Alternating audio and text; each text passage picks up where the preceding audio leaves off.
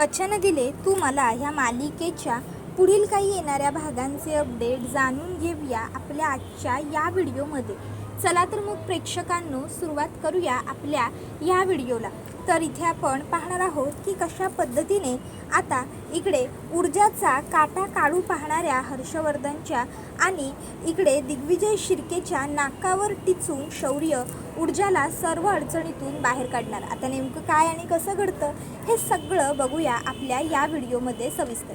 तर आपण इथे पाहिलंय की सध्या जो हर्षवर्धन आहे त्यालासुद्धा आणि इकडे जो दिग्विजय शिर्के आहे त्यालासुद्धा ऊर्जाचा काटा काढायचा आहे आणि मग ऊर्जाचा काटा काढण्यासाठी आता त्या दोघांनी मिळून प्लॅनिंग केलेलं आहे ऊर्जाला किडनॅप करायचं. म्हणूनच आज हर्षवर्धननी शौर्यला स्वतःबरोबर नेलं आणि मग त्याने दिग्विजय शिर्केला कॉल केला की माझ्या बाजूने काम झालेलं आहे. त्यावेळी मग दिग्विजय शिर्केनी ताबडतोब लगेचच पाटोळेंना सांगितलं, पाटोळे मी तुम्हाला सांगितलेलं काम झालं की नाही? मी ज्याला बोलवायला सांगितलं होतं त्याला बोलावलं आहे ना? त्याबरोबर पाटोळे म्हणतात की हो साहेब बोलावलं आहे. त्याबरोबर मग इकडे हर्षवर्धन म्हणत असतो शिर्केंना फोन लावल्याच्या नंतर, शिर्के सगळं काम व्यवस्थित व्हायला हवं, तुमचा माणूस तयार आहे ना? त्याबरोबर शिर्के सांगतात की हो माणूस तयार आहे, थोड्या वेळात पोहोचेलच, सगळं प्लॅनप्रमाणेच घडणार. तर इकडे ऊर्जा जी असते ती कोर्टात जायला निघालेली असते. आता ऊर्जा ही हर्षवर्धनच्या खोलीतून बाहेर पडत असताना तिने तिकडे ठेवलेला तो घोडा पाहिलेला असतो जो फक्त एकटाच घोडा पटावर असतो. आता त्या बुद्धिबळाच्या पटावर त्या एकट्या घोड्याला बघून ऊर्जेच्या मनामध्ये असंख्य प्रश्न निर्माण झालेले असतात, पण अर्थात उत्तरं देण्यासाठी मात्र तिच्याकडे कोणीही नसतं. त्यामुळे तिचे सगळे प्रश्न तसेच तिच्या मनामध्ये घेऊनच कोर्टात जायला निघते. आता ऊर्जा ही कोर्टात चाललेली असते आणि त्यावेळी आता तिला असा भास होतो की कोणीतरी आहे जो आपला पाठलाग करते. ऊर्जा ही थोडीशी घाबरते आणि सावधही होते. इतक्यात ऊर्जाच्या खांद्यावर मागून एक हात ठेवला जातो. आता आपल्या खांद्यावर कोणीतरी हात ठेवला आहे हे जाणवताच ऊर्जा ही जरा घाबरलेली असते, पण तरीही ती अगदी निडरपणे मागे बघायचं ठरवते आणि ती मागे वळत असते.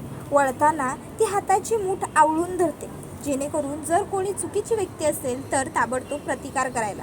तर समोर एक बाई असते, ती ऊर्जाला म्हणते तुम्ही ऊर्जा ताई ना? त्यावर ऊर्जा म्हणते हो. आपण कोण? त्यावर ती म्हणते अहो मी चंद्रिका, मी खरं तर इथं राहत नाही, मी गावाला असतो, गावावरनं पोरीकडे आलो आहे बघा माझ्या. त्यावर ऊर्जा म्हणते अच्छा.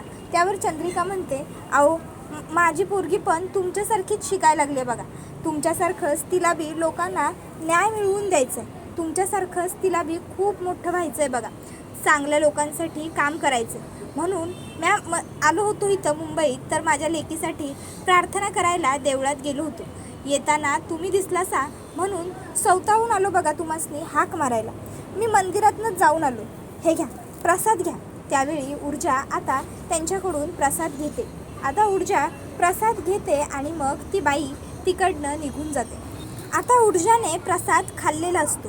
जाता जाता चालताना ती विचार करते खरंच मी पण ना माझ्या मनात नको नको ते विचार आले. मला वाटलं कोण आहे मागे आणि कोण नाही, पण प्रसाद द्यायला त्या मावशी खरंच किती प्रेमाने आल्या होत्या, बरं वाटलं त्यांना भेटून. असो चला ऊर्जा मॅडम तुम्हाला अजून पुढे खूप जायचं आहे, असा विचार करत ऊर्जा आता आणखीन पुढे चालायला सुरुवात करते.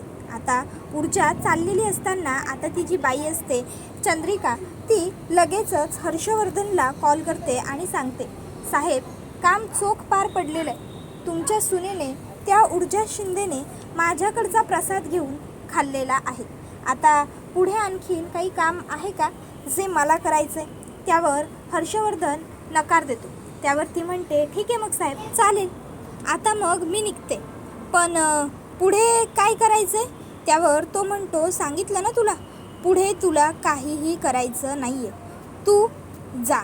आणि हो एक महत्त्वाचं काम कर, जाताना तू आता आलीस ज्या रस्त्याने त्याच रस्त्याने जाऊ नकोस, दुसऱ्या कुठल्या तरी रस्त्याने जा, म्हणजे तू कोण आहेस, कुठून आलीस, कुठे गेलीस कोणालाच काहीच कळणार नाही. त्यावर ती होकार देते. त्यानंतर इकडे हर्षवर्धन म्हणत असतो खूप हौस आहे ना ऊर्जा, तुला वकिली करण्याची खूप हौस आहे ना तुला? या हर्षवर्धन जहागीरदारच्या विरोधात उभं राहण्याची खूप हौस आहे ना तुला? प्रत्येक वेळी प्रत्येक गोष्टीत पुढे पुढे करण्याची आज मी तुझी सगळी हौस एकदम पूर्ण करणार आहे. बघ आता हा हर्षवर्धन जहागीरदार तुझं काय करतो ते. त्यानंतर आता हर्षवर्धन शिर्केंपर्यंत ही माहिती पोहोचवतो की ऊर्जाने प्रसाद खाल्लेला आहे. आता तुम्ही तुमचं काम करायला मोकळे आहात. त्याबरोबर मग लगेचच शिर्के म्हणतात, आता तुम्ही काळजी करू नका. आता वकील साहेब तुमचं काम संपलं, आता काम माझं सुरू झालेलं आहे आणि मी माझं काम हे नेहमी चोखच करतो. त्याबरोबर हर्षवर्धन म्हणतो, मुलासारखं करू नका म्हणजे झालं. आणि मग लगेचच आता शिर्के फोन कट करतात आणि पटकन पाटोळेंना सांगतात, पाटोळे आता एक काम करा, मी ज्याला बोलवायला सांगितलं होतं त्याला आदेश द्या त्या ऊर्जा शिंदेला गायब करण्याचे. त्याबरोबर लगेचच पाटोळे होकार देतात आणि ऊर्जाला किडनॅप करण्याचे संदेश देण्यासाठी आता ते निघालेले असतात. आता ऊर्जाला किडनॅप करण्यासाठी जे गुंड येणार असतात ते आलेले असतात.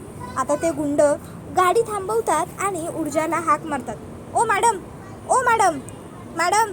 त्यावेळी ऊर्जा आता तिथे थांबते आणि ती मागे वळते. तर आता ती लोक खाली उतरतात. आता ऊर्जा जरा डचकतेच.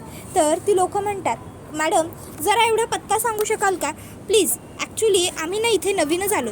आता ऊर्जाला पत्ता विचारल्यामुळे ऊर्जा पत्ता सांगायला तयार होते आणि आता ती पत्ता सांगण्याच्या हिशोबाने पुढे जाते. तर त्याचवेळी पटकन जो उतरलेला असतो तो ऊर्जाला गाडीमध्ये आतमध्ये धक्का देतो आणि ती लोक ऊर्जाला तिकडनं तशीच किडनॅप करून घेऊन जातात.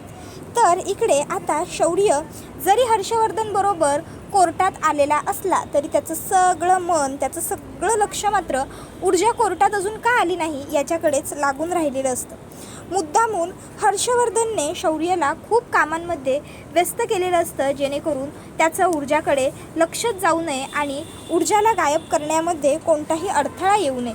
पण शेवटी शौर्याचं लक्ष ऊर्जावरती अगदी बरोबर राहतंच. आणि आता शौर्याच्या मनामध्ये विचारांचं काहूर माजतं. ऊर्जा अजून कशी पोहोचली नाही कोर्टात?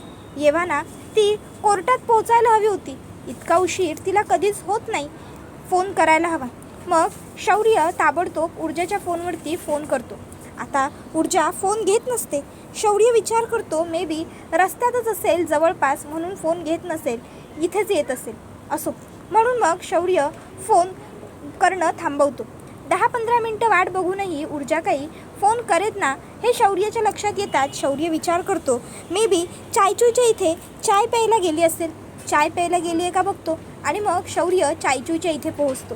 तो चायचूला विचारतो, चायचूय ऊर्जा आली होती का?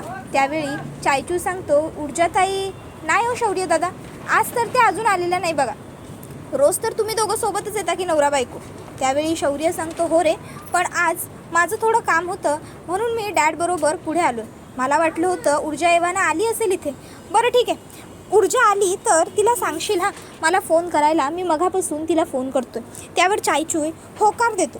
त्यानंतर मग इकडे जो आता शौर्य असतो त्याला कळतच नसतं की ही ऊर्जा नेमकी गेली तरी गेली कुठे.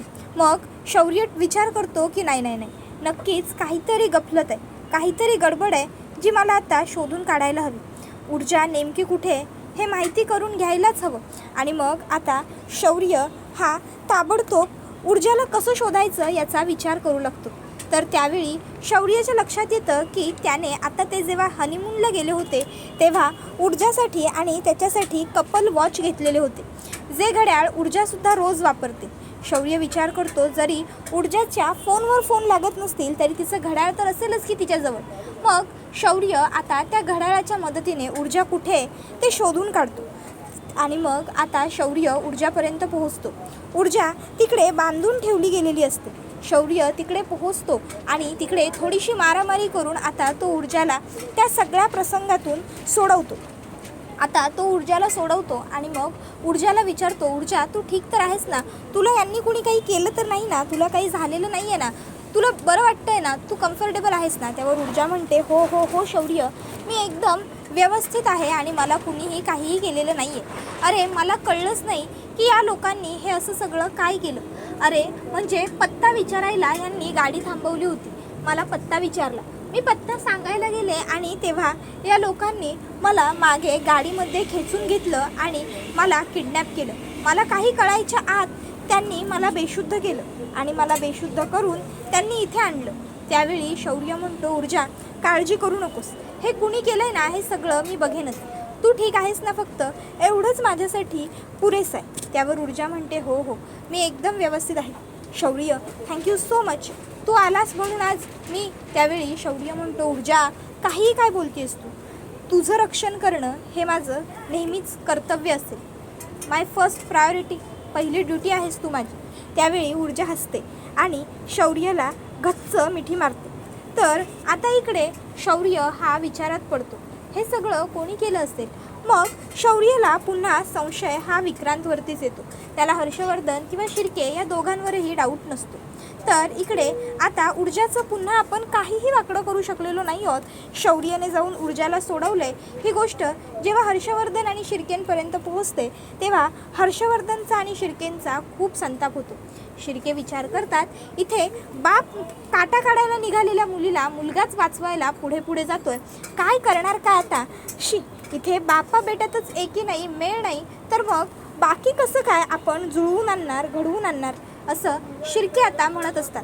तर इकडे पाटोळे म्हणतात की साहेब अहो ती ॲडव्होकेट ऊर्जा शिंदे खूप हुशार आणि चालाक आहे, बरोबर सगळ्यातून बचाव करून बाहेर पडते. तर इकडे हर्षवर्धनला शौर्याचा खूप जास्त राग आलेला असतो, कारण त्याने ऊर्जाला अडकवण्यासाठी इतका जबरदस्त ट्रॅप रचलेला असताना सुद्धा तिकडे शौर्य पोहोचला आणि शौर्याने ऊर्जाला वाचवलं.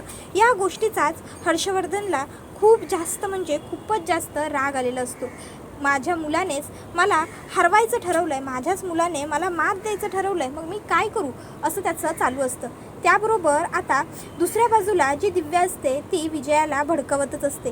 दिव्या म्हणते, बघताय ना सासूबाई, अहो खरोखर ती ऊर्जा कशी तुमची जागा घ्यायला बघते ते. अहो सांगा ना, तीर्थाच्या खोलीमध्ये रात्री ऊर्जाला झोपायची काही गरज होती का? जर तीर्थाला भीती वाटत होती तर तीर्थाने तिच्या आईला म्हणजे तुम्हाला स्वतःहून हाक मारली असती ना. पण तीर्थाला काही भीती वगैरे वाटत नव्हती. तीर्था आपल्या घरामध्ये सेफ फील करत होती, म्हणून खरं तर तीर्थाने कोणाला बोलावलंच नव्हतं. जर तिला काही वाटलं असतं तर तिने तुम्हाला किंवा मला आवाज दिला असता, आईसाहेबांना आवाज दिला असता, किंवा स्वतः जाऊन आईसाहेबांच्या रूममध्ये त्यांच्याबरोबर झोपू शकली असती. पण ऊर्जाने स्वतःहून जाणून बुजून मोठेपणा मिळवण्यासाठी तिच्या जवळ जाऊन झोपणं प्रेफर केलं. म्हणजे खरोखर ऊर्जा तुमच्यापासून आता तुमच्या मुलांना सुद्धा तोडते. शौर्य तर आता तुमच्या हातात नाहीच आहे. आदित्य हे फारसं तुमचं ऐकत नाही, आणि आता तीर्था तुमची धाकटी आणि सगळ्यात लाडकी लेक आहे. आता तीर्थासुद्धा जर त्या ऊर्जाच्या हातात गेली तर मग सासूबाई अहो तुमचं तर सगळं. त्याबरोबर विजया म्हणते, गप्प बस, उगाचच्या उगाच देवाने तोंड दिलं आहे म्हणून फक्त बोललंच पाहिजे असं काही नाही आहे, कळत नाही का तुला एवढं? आणि राहिला प्रश्न माझ्या मुलांचा, तर माझी मुलं फक्त माझीच मुलं आहे आणि त्यांची आई इतर कोणीही होऊ शकत नाही, समजलं ना? कोणीही कितीही प्रयत्न केले तरीही. आणि राहिला प्रश्न तीर्थाचा, तर तीर्थाची काळजी कशी घ्यायची, कोणी घ्यायची, हा निर्णय माझा आहे. तीर्था माझी मुलगी आहे. तीर्थाला काय हवं काय नको हे मला बरोबर कळतं. ती कधी सॅड फील करते, कधी व्यवस्थित असते, हे सुद्धा मला कळतं. मला तू अक्कल शिकवायची गरज नाही, समजलं? चल निघ इकडनं, माझी जागा कोण घेतं आणि कोण नाही हे मला कळतंय व्यवस्थित, निघ. त्यावेळी मग आता ती तिकडनं निघून जाते. तर इकडे आता जी विजया असते ना, ती दिव्या जे बोललेली असते त्याच्यावर विचार करू लागते. खरंच ही ऊर्जा जर माझी जागा घेऊ पाहत असेल तर हे सगळं काही वेळेवरती थांबवायला हवं. काहीही झालं तरी त्या ऊर्जा शिंदेला मी माझी जागा कधीही घेऊ देणार नाही. हे घर माझं आहे, हे घर मी एवढ्या वर्ष एवढ्या प्रेमाने जपलं आहे, एवढ्या प्रेमाने मी इथलं सगळं सांभाळलं आहे, एवढ्या प्रेमाने मी सगळं जतन केलं, आणि आता ऐनवेळी ती ऊर्जा येऊन इथे राज्य करणार, असं कसं करू देईन मी त्या ऊर्जाला? काहीही झालं तरी नाही, हे घर माझं आहे आणि माझंच राहणार. लवकरात लवकर काहीतरी करून मला त्या ऊर्जाचा बंदोबस्त करायलाच हवा, काहीतरी करायला हवं असा विचार आता विजया करते. आणि विजया आता प्लॅन करत असते की काय करू, ऊर्जाचा काटा कसा काढू, मला काय करता येईल.